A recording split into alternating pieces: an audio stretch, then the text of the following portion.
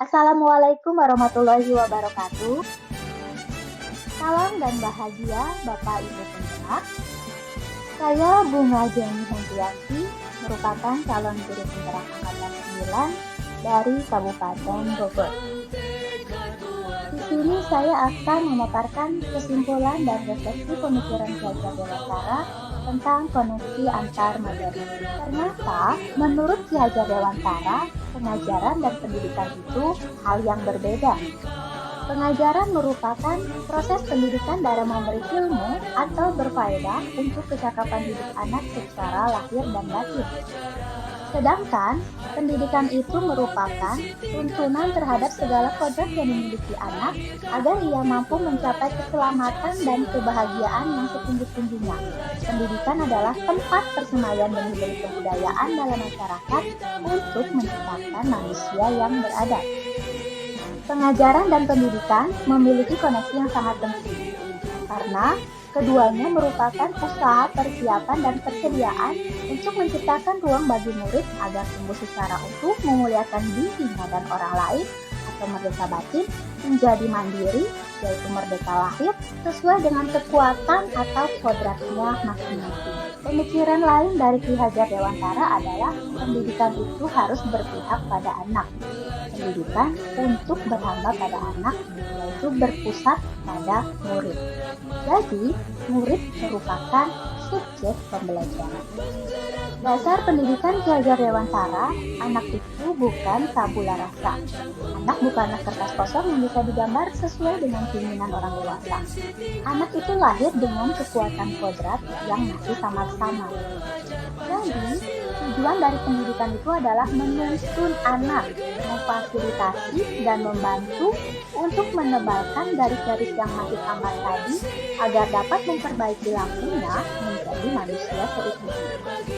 Pemikiran Ki Hajar Dewantara selanjutnya adalah didiklah anak sesuai dengan kodrat alam dan keberuntungannya.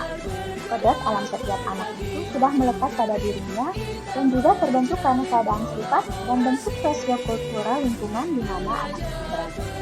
Sedangkan kodrat zaman di masa sekarang menekankan pada kemampuan anak untuk memiliki keterampilan abad 21. Guru juga harus mempunyai kemampuan mengelola diri sesuai dengan perkembangan zaman. Selanjutnya yang harus diperhatikan pada anak yaitu tentang budi pekerti. Budi pekerti merupakan kunci keharmonisan dan kesuksesan dalam kehidupan seorang anak.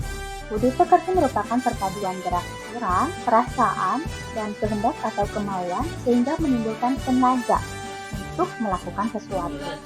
Orang tua harus terlibat dan bekerjasama dengan pihak sekolah agar tercipta anak dengan berbudi pekerti luhur.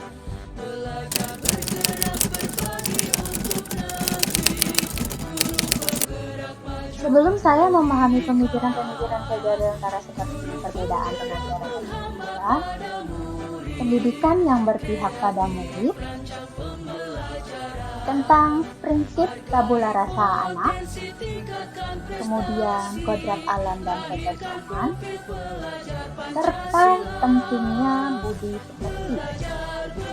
Sebelumnya, pembelajaran yang telah saya lakukan adalah saya menganggap murid itu adalah objek pembelajaran.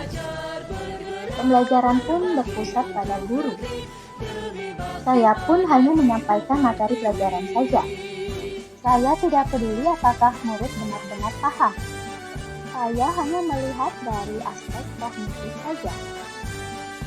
Ketuntasan materi pun jauh lebih penting daripada memahami karakteristik murid.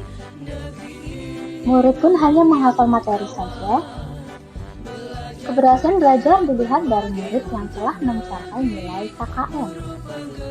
Dan saya pun sering merasa gagal dan juga mengeluh karena banyak murid yang nilainya masih di bawah.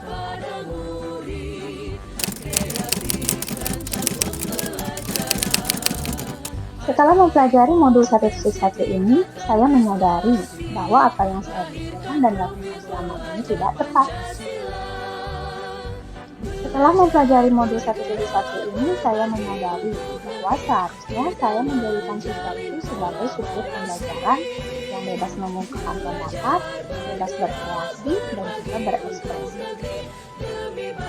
Guru pun berperan sebagai fasilitator pembelajaran, memberi kemudahan belajar pada anak, memotivasi anak terhadap belajar dengan suasana menyenangkan dan bahagia sesuai kegiatan masing-masing, serta menuntun dan memberikan contoh yang teladan bagi anak. Guru juga harus melaksanakan pembelajaran secara menyeluruh, yang meliputi aspek kognitif, afektif, psikomotor, spiritual, sosial budaya, dan juga teknologi.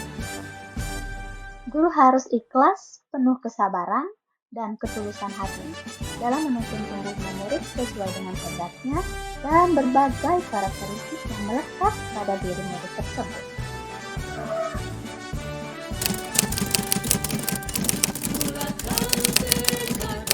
Yang dapat segera saya terapkan dalam pembelajaran di kelas yaitu dengan menerapkan pembelajaran yang menarik dan interaktif yang melibatkan semua siswa dengan metode student center. Saya pun menerapkan pembelajaran abad 21, yaitu berpikir kritis, kreatif, komunikasi, dan kolaborasi. Saya pun menerapkan pembelajaran yang menuntun, bukan menuntut murid dengan penuh takut. Dan saya pun harus mengenali karakter dan latar belakang murid dengan menjalin komunikasi yang baik dengan siswa. Semoga video ini menginspirasi bagi Bapak Ibu pejuang pendidikan. Salam dan bahagia. Bergerak, tergerak, dan menggerakkan. Wassalamualaikum warahmatullahi wabarakatuh.